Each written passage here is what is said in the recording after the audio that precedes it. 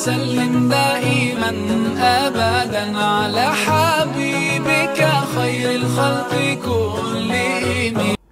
بسم اللہ الرحمن الرحیم. ایک چھوٹا سا پیغام شب برات کے حوالے سے. شب برات دراصل اللہ تبارک و تعالیٰ کی طرف سے ایک گولڈن چانس ہے جو اللہ تبارک و تعالیٰ اپنی مخلوق میں سے اپنے چنے ہوئے بندوں کو یعنی ایمان والوں کو اللہ تبارک و تعالیٰ یہ موقع اور چانس عطا کرتا ہے کہ وہ اللہ کی بارگاہ میں آئیں، پلٹیں، توبہ کریں اللہ تبارک و تعالیٰ کی بارگاہ میں. اور ویسے تو اللہ تبارک و تعالیٰ ہر رات کے آخری حصے میں آسمان دنیا پر اپنی شان کے مطابق اجلال فرماتا ہے. تو لیکن شب برات اور لیلۃ القدر میں اللہ تبارک و تعالیٰ مغرب سے لے کے سحری تک، مغرب سے لے کے فجر کے طلوع تک اللہ تبارک و تعالیٰ اپنی شان کے لائق آسمان دنیا پر نزول اجلال فرماتا ہے. اور اللہ تبارک و تعالیٰ کی سب سے پہلی صدا جو ندا ہوتی ہے وہ ندا کیا ہوتی ہے کوئی مجھ سے معافی طلب کرنے والا میں اس کو معاف کر دوں. سبحان اللہ.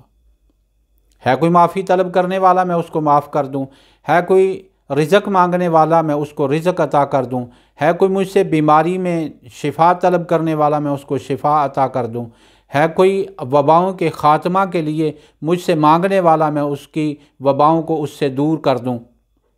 تو اس لیے یہ رات اللہ تبارک و تعالیٰ کی طرف سے ایک بہت بڑا انعام لے کر آنے والی ہے. آج کی رات ہے. آج کی رات جس طرح ایک روایت کے مطابق تمام بندوں کے تمام اعمال اللہ کی بارگاہ میں پیش کیے جاتے ہیں، جس کا آنے والے سال میں جس نے فوت ہو جانا ہے ان کا کھاتا جو ہے وہ کاٹ دیا جاتا ہے. اسی رات میں بندوں کے اعمال اللہ کی بارگاہ میں پیش کیے جاتے ہیں. اور یہ بھی یاد رکھیے کہ جب تمہارے نامہ اعمال اللہ کی بارگاہ میں پیش کیے جا رہے ہوں تو تمہیں اس حال میں ہونا چاہیے کہ تم اللہ کی عبادت کر رہے ہو اور اگلا دن پھر روزہ رکھنا ہے. اور یہ بھی اصول ہے کہ ہم نے کسی دکان سے دودھ لینے جانا ہو تو صاف برتن لے کر جاتے ہیں. گندے برتن میں تو دکاندار بھی کہتا ہے میرے پاس کیا گندا برتن لے کے آگے ہو، دودھ بھی گندا کر دو گے، دودھ بھی ناپاک ہو جائے گا. اسی لیے یعنی اللہ کی بارگاہ میں اگر حاضر ہونا ہے تو اپنے دل کا برتن صاف کر کے صاف ستھرے برتن کے ساتھ اللہ کی بارگاہ میں حاضر ہونا ہے کہ اللہ تعالیٰ اگر اپنے انوار و تجلیات ہمارے دلوں پر فرمانا چاہے، اگر اللہ تبارک و تعالیٰ کی رحمتوں کا نزول ہمارے دلوں پر ہو تو ہمارے دل اس طرح کے صاف ستھرے ہوں کہ اللہ کی رحمتوں کو جذب کر سکیں. تو اس کا طریقہ کیا ہے؟ اگر کوئی ماں باپ کا نافرمان ہے تو اس سے ماں باپ کی فرما برداری کی طرف آ جائے. اگر کوئی عادی شرابی ہے تو شراب جیسی بری لعنت سے توبہ کر لے. اگر کوئی زنا کا عادی ہے تو اللہ تعالیٰ سے اس کی معافی مانگ لے. تو دوستو اس رات میں پھر کچھ نوافل ہیں. ایک تو نماز مغرب کے بعد نوافل کی ایک ترغیب ہے. 6 نوافل کے بارے میں جس طرح بزرگان دین کے معمولات میں سے ہے کہ 2 نوافل پڑھے درازی عمر بالخیر، یعنی جب نیت کرے تو یہ نیت کرے کہ اللہ میں یہ 2 رکعتیں پڑھ رہا ہوں تیرے لیے، تیری رضا کی خاطر، اور درازی عمر بالخیر مانگتا ہوں تجھ سے.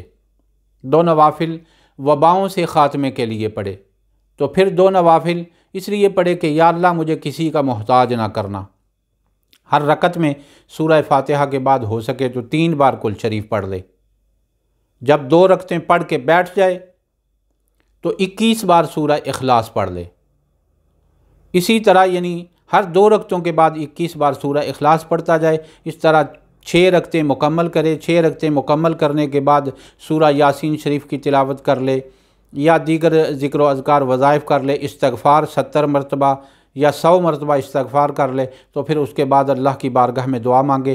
ان نوافل کو پڑھنے کا جو مناسب وقت ہے جب مغرب کی نماز پڑھے، مغرب کی نماز پڑھ کے سنتیں ادا کرے تو سنتوں کے بعد یعنی یہ 6 نفل شروع کر لے. اور اس رات میں قبرستان میں جانا بھی نبی کریم صلی اللہ علیہ وسلم کی حدیث مبارکہ سے ثابت ہے، جس کو ام المومنین سیدہ عائشہ صدیقہ رضی اللہ تعالیٰ عنہ نے روایت کیا ہے کہ نبی کریم صلی اللہ علیہ وسلم ام المومنین عائشہ صدیقہ کا بستر چھوڑ کر جب آپ نکل گئے تو ام المومنین کے دل میں کچھ گمان گزرا کہ نبی کریم صلی اللہ علیہ وسلم کدھر تشریف لے گئے۔ تو جب آپ باہر نکلیں تو قریب دیکھا کہ جنت البقیع میں نبی کریم صلی اللہ علیہ وسلم اللہ تعالیٰ سے دعا مانگ رہے ہیں یا اللہ کی عبادت کر رہے ہیں۔ تو اس طرح قبرستان میں جانا یہ بھی نبی کریم صلی اللہ علیہ وسلم کی سنت مبارکہ ہے۔